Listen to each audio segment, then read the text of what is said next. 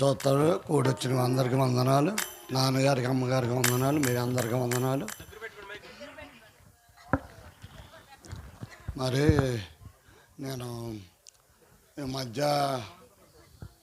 మా ఆవిడ నాన్నగారి దగ్గరికి ప్రార్థనకి వెళ్తున్నారు.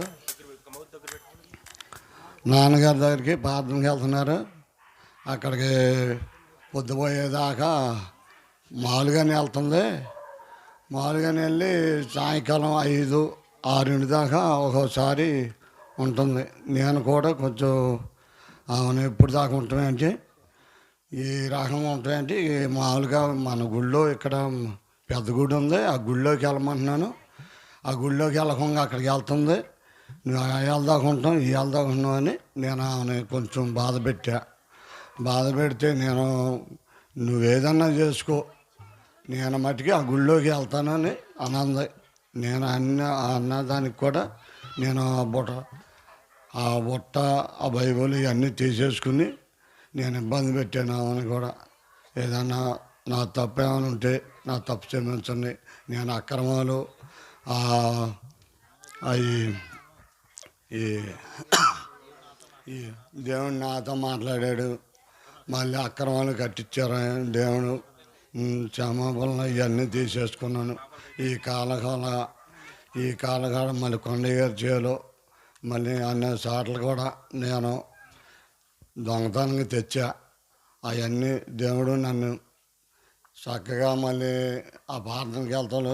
మళ్ళీ నాన్నగారు అమ్మగారు కూడా నా గురించి ప్రార్థన చేస్తే దేవుడు కూడా నాతో మాట్లాడాడు. అచ్చంగా ఆయనతో మాట్లాడటం కూడా నేను నమ్మల.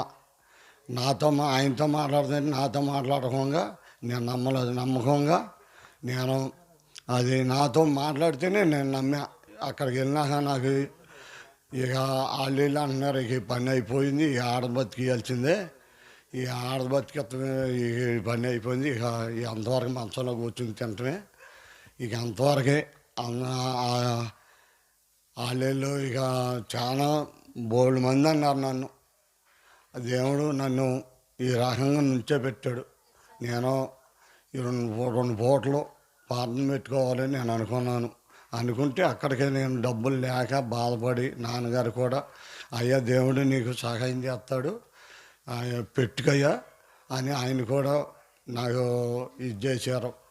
ఆ సంఘం కూడా నాకు కోసం ప్రార్థన చేశారు. నీకోసం నీకు బాగా నీకు అభివృద్ధిగా ఉంటుంది, నువ్వు పెట్టుకయ్యా అని చాలామంది నాకు శుద్ధి చేశారు.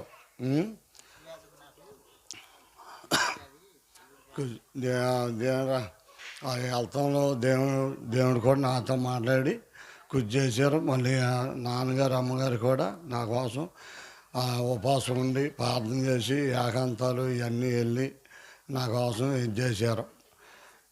పిడిచొచ్చి నేను 2-3 సార్లు పడిపోతే నాకు ఏంటయ్యా నాకు ఈ బాధ వచ్చింది, నాకు నా బాధ తీసేస్తే నాకు నీ మందిరంలో నేను సాక్ష్యంగా చెప్పుకుంటానని అనుకున్నాను. మళ్ళీ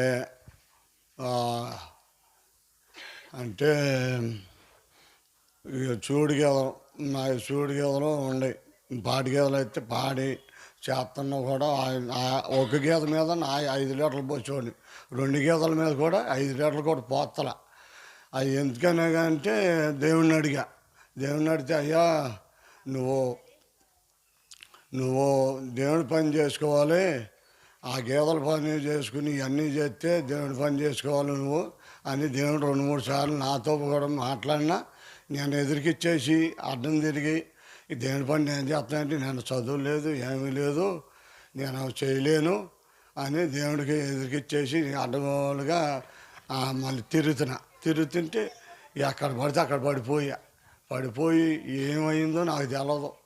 అప్పుడు నేను అన్నాను, అమ్మా ఇక నేను ఆయన బతికిచ్చిన ఆయనే, తీసుకెళ్ళిన ఆయనే, ఆ దేవుడి పని చేయమంటాడు, ఏం చేయమంటాడు, నన్ను ప్రార్థనలు పెట్టు. మా నాన్న మా అమ్మ వీళ్ళందరూ అంటున్నారు ఎంత ఖర్చు అయినా పర్వాలేదు హాస్పిటల్ తీసుకెళ్ళి బాగా చెప్పిస్తాము అని అన్నారు. అవన్నీ వద్దు, మందిరంలో పెట్టు, దేవుడు ఆయన చెప్పినట్టు నేను వింటా, అది విని నేను చేసుకుంటాను అని చెప్పా. చెప్తే నేను ఒక్క రూపాయి కూడా ఖర్చు పెట్టాల. దేవుడే నన్ను ఈ రకం నుంచే పెట్టాడు, ఆయన స్వస్థపరిచాడు. ఉం? నా కోసం, నా బిడ్డల కోసం మీరు అందరూ ప్రార్థన చేయండి. అందరూ మారుమనిషి నా గురించి కూడా ప్రార్థన చేయండి. నాతో పాటు నేను ఎట్ట మారుమనిషి పొందానో నా గురించి మీరందరూ కూడా మారుమనిషి పొందాలని ఈ చిన్న వారికి దేవుని దీవించను.